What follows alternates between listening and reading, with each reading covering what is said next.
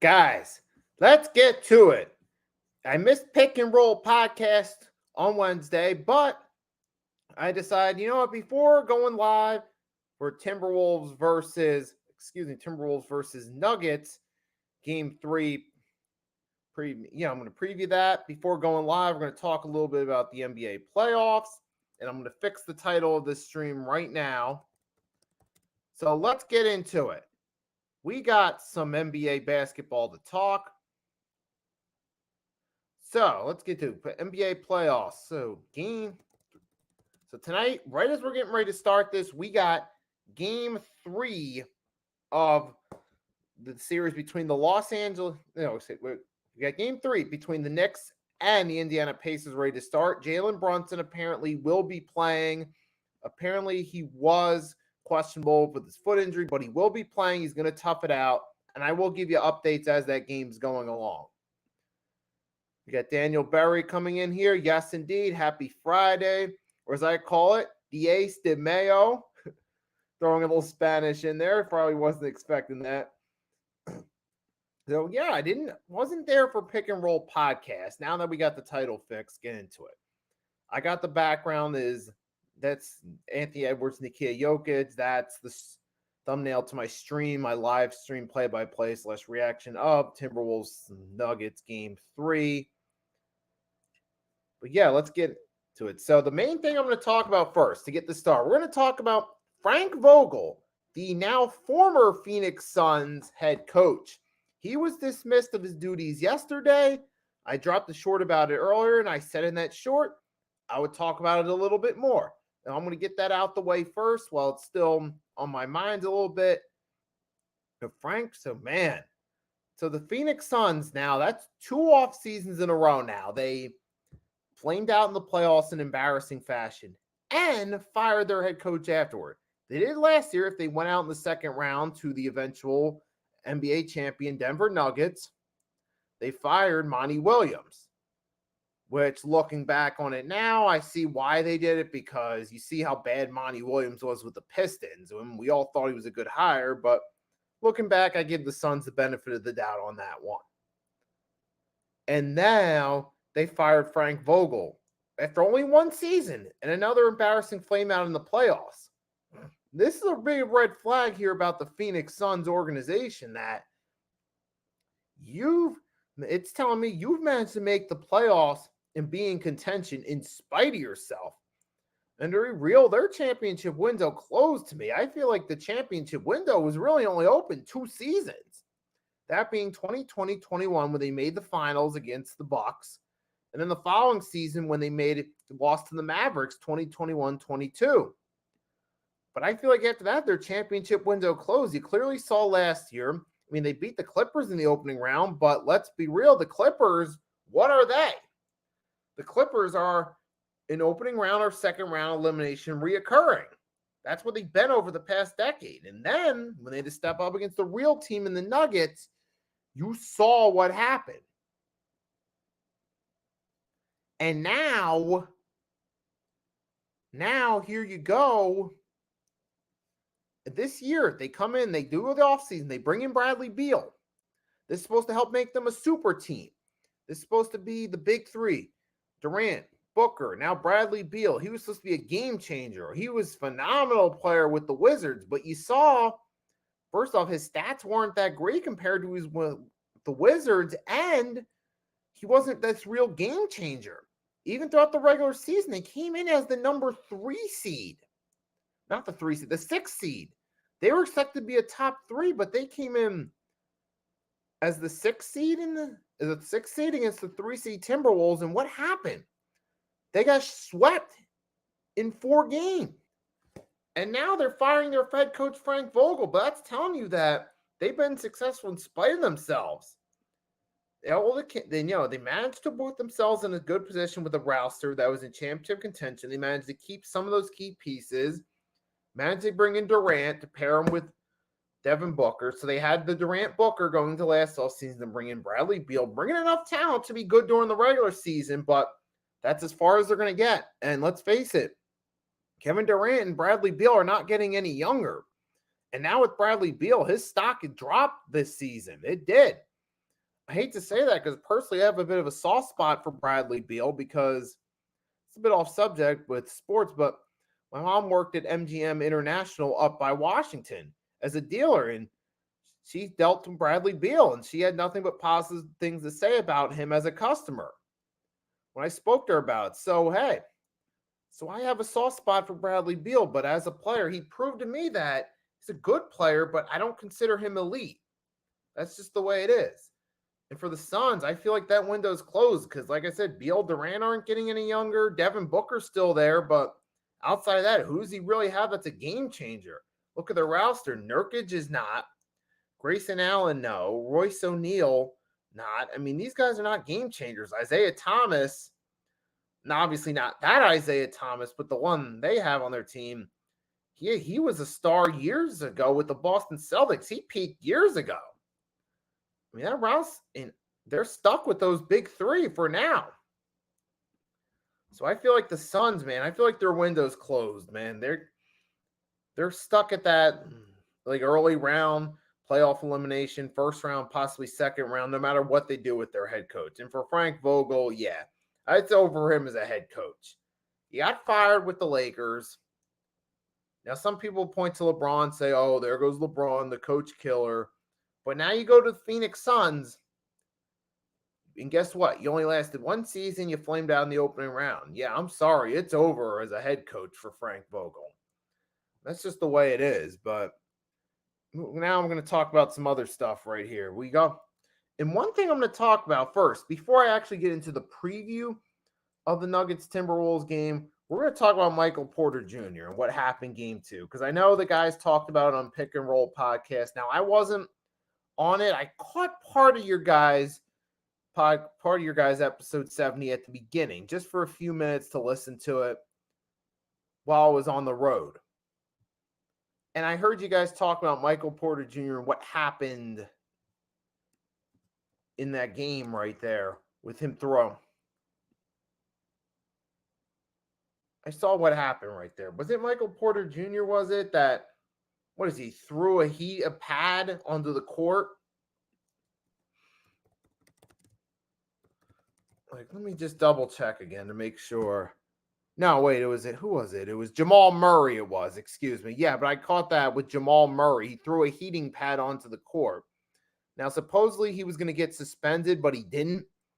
That's why I want to talk about, because I remember you guys on Pick and Roll, Mitch, Blaze, Coach Ed, were talking about Jamal Murray's incident when I caught it for a few minutes on the road. But, man, Jamal Murray, I'm surprised he hasn't gotten any serious punishment for it yet.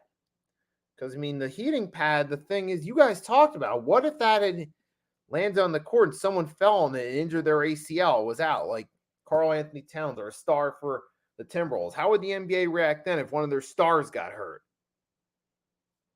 They would definitely, I think they would have panicked a lot more if that were the case. But to me, that's a terrible sportsmanship, that is. And I don't feel he should just get a pass and skate free. There's got to be some sort of punishment to say, hey, this is unacceptable. We're not going to tolerate this behavior.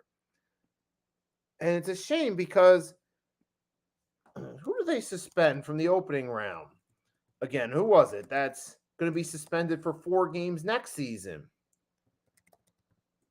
Like, who? It was Patrick Beverley for his actions in the Game 6 loss, where Patrick Beverley got suspended 4 games without pay for an incident against the Pacers. And guess what? That's going to cross over into early next season.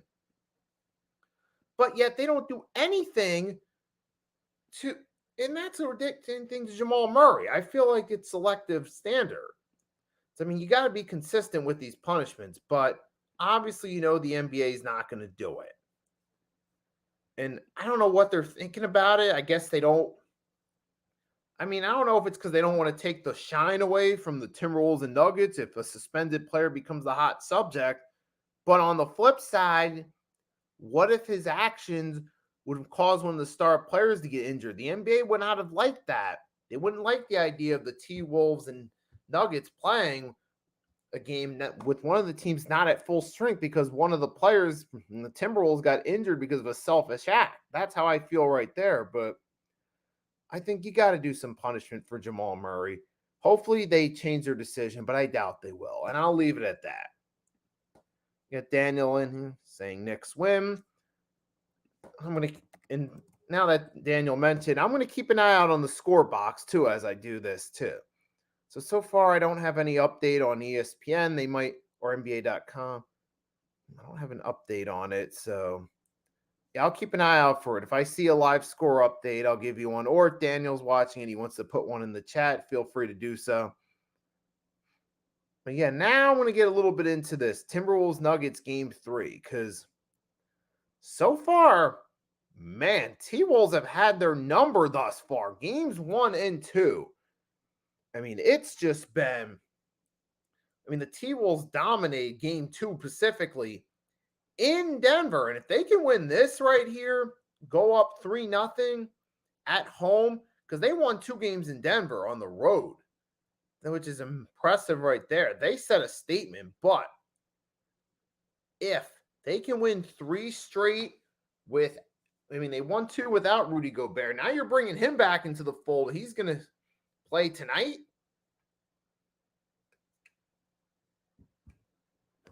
That's big right there.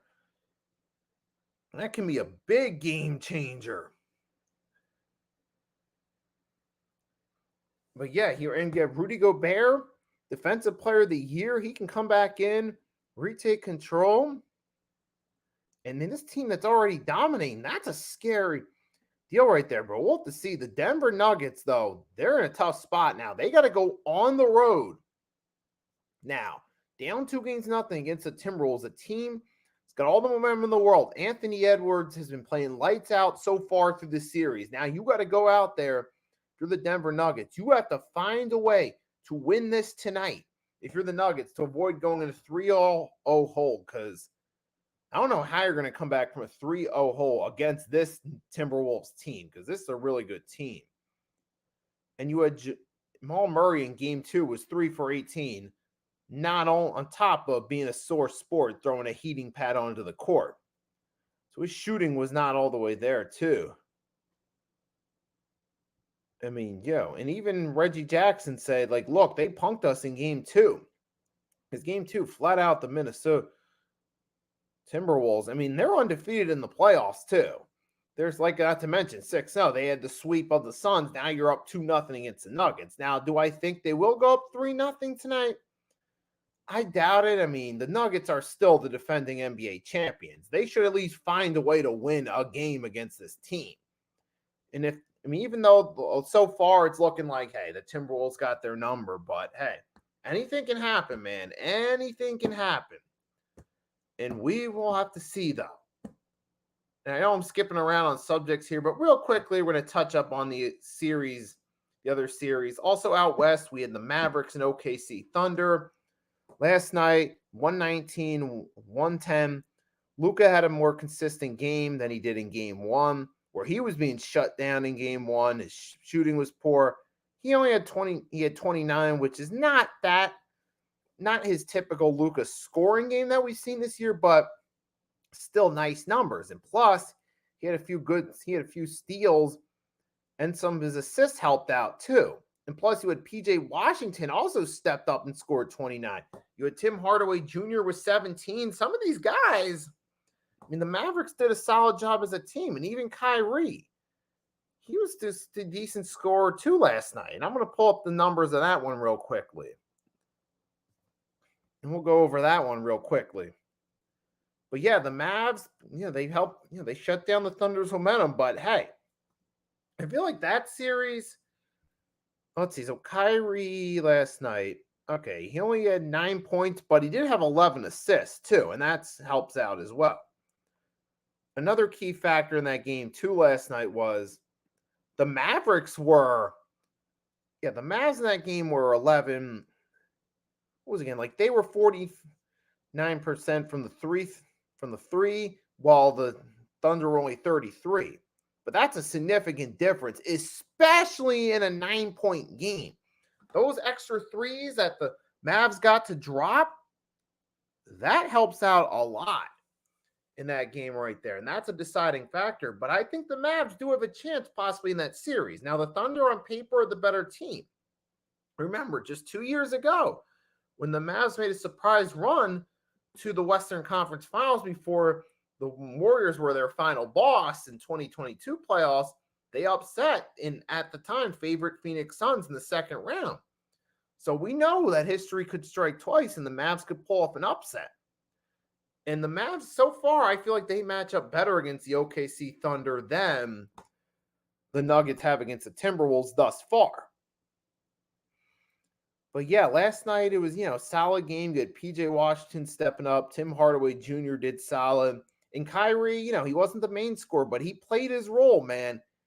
He played his role with those 11 assists. That was a big thing, too. And you also had Luka with 10 rebounds, too. I mean, hey, that was, all around solid performance by Luka, and some of the role players did their job, too.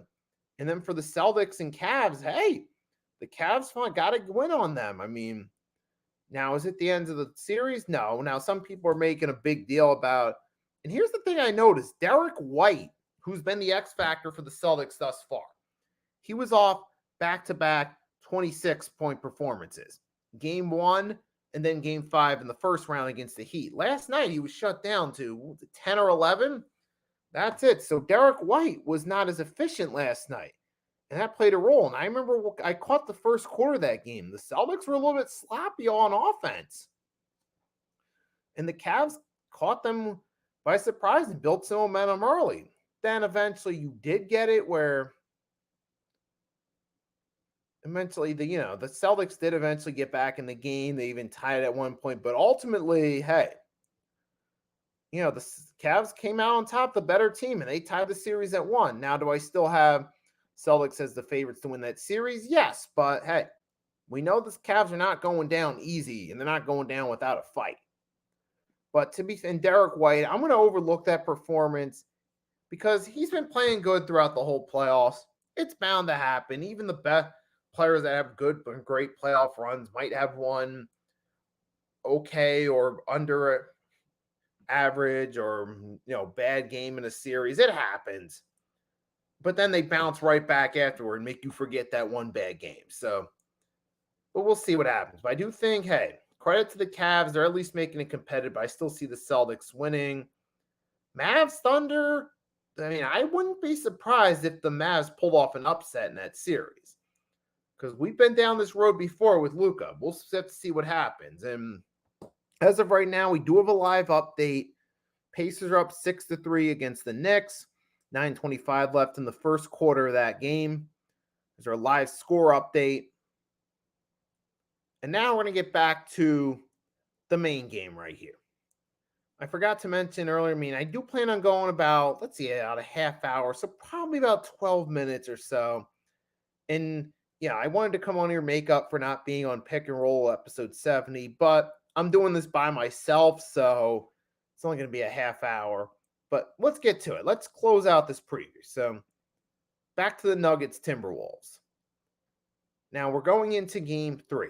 To reiterate some points I made, I do feel like, the Timberwolves, as great as they've been playing, they're going to lose a game eventually. I don't see any team going 16-0 in the NBA playoffs. Even the greatest of all playoff teams of all time might lose 1 or 2 on the way to a finals win. So far the Wolves are looking like they're that team out west, but we'll have to see what happens. Can the Nuggets bounce back? Can they remind people, hey, this is why we're the NBA champions? Can Jamal Murray turn it around? Can Michael Porter Jr., who's been playing a little shaky thus far for the first 2 games, wasn't playing up to standard, can he turn things around and do something here? But I think some of the keys to victory here, one for the Nuggets is, if Michael Porter Jr. can find a way to have a good game and get back to it, if the T-Wolves have been giving him a hard time early in the series, then, hey, maybe that can make a difference right there, because so we'll have to see, because, he was only 9 points last game, and he was 20 in game 1, but only 9 points last game. If he can get back and start scoring some more points, you get good game points by Jokic. Hey, if Murray can at least get you a decent amount of points, like 11 or 12 even, on top of Jokic and Michael Porter Jr. getting 20 plus, that's a possible key right there to winning this game. But here's the thing. You got Rudy Gobert coming back into the lineup. Now, on paper, this could smell doom because, yeah, this is the guy who's fresh off another Defensive Player of the Year award, and the Timberwolves are already up 2-0. You feel like that on paper makes them even more dangerous as a team, and maybe it does. But then again, maybe he's a little rusty. Maybe this creates a window of opportunity for the Nuggets to strike. But we will ultimately find out later tonight around 9:30 p.m. when the two teams step on the court.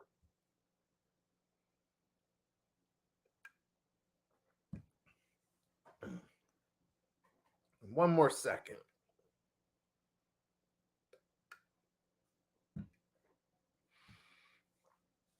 But yeah, ultimately it's going down. I mean it's in Timberwolves. If they can win for them, if they can come out here, do what they've been doing, incorporate Rudy Gobert back into this game system, have him shut down guys like he's been doing all season, shut down Jokic in this one, and use the home court to their advantage, they could possibly go up 3-0 and really put the gas on the pedal for this series.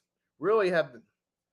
So there's a great window of opportunity here for the Timberwolves to potentially close it out and end it. And if they do,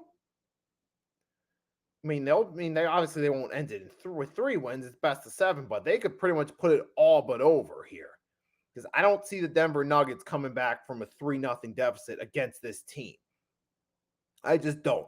I feel like the Nuggets have to win to stay alive in the series to at least give them a chance. Because I feel like 3-0 against a team as strong, the Timberwolves with Anthony Edwards, Karl Anthony Towns. Hey, you got Jaden Daniels. And you got Rudy Gobert coming back. You got Naz Reid, 6th man of the year. I mean, this team is clicking on all cylinders.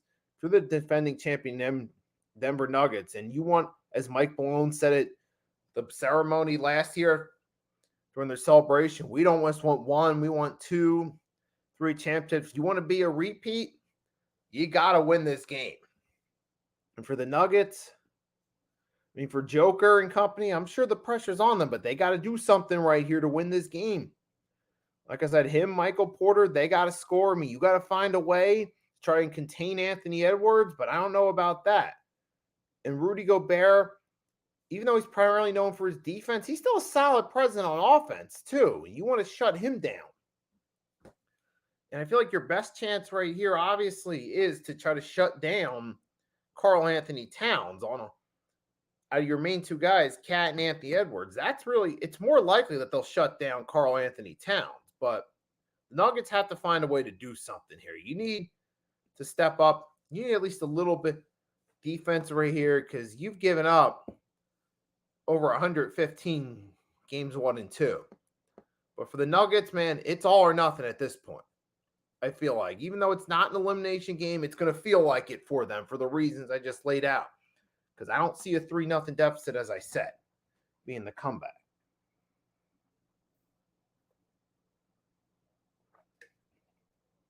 But for predictions,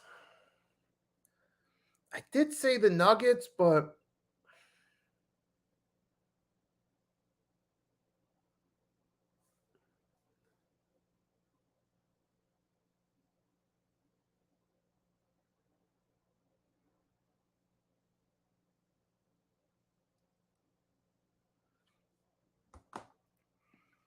predictions for this one, I still got to, I'll go Timberwolves by a score of 125 to 116. I do think the Timberwolves will win this game, and they'll take a 3-0 lead in this series. Then I think the Nuggets might come back and win game 4 to at least give us 1 win. Maybe they'll win a game 5, or maybe the Timberwolves will close in game 5. But I just get a feeling that T-Wolves are going to win this game. They're going to take that momentum they've been running with and take the W, go up 3-0. I don't think they're going to sweep the Nuggets, but I do think they'll go up 3-0 in this one. But we will see. We'll see what happens. I'll come on here around 9:25 p.m. exactly 2 hours from now. 5 minutes for the game scheduled to start. Get ready for this game. Some play-by-play and live reactions. And we'll see if my prediction's right or wrong. But being the team or the score, we'll see. But hey, we'll find out. So for the meantime, all I got to say is thanks to everyone that tuned in for this one. This is awesome right here. Hope you're enjoying your evening right now. Hope you have a great evening. I will be back. For those checking out on the Twitter side, yes, I will be doing that play-by-play and live reaction on the Twitter side, so you'll be able to catch it there. So thanks for tuning in. Enjoy. If you don't catch the play-by-play reactions, enjoy the rest of your night. If you do, I'll catch you then. And also, please make. And one last thing, live update as of right now. Pacers are up over the Knicks 14-6, 6:43 in the first quarter. So yeah, we'll leave it at that for now. So be back in a few hours for game 3. I'll catch you guys then. Thanks for tuning in. If you tune into then, catch you then. If not, have a wonderful night. Nicky Stees, signing off.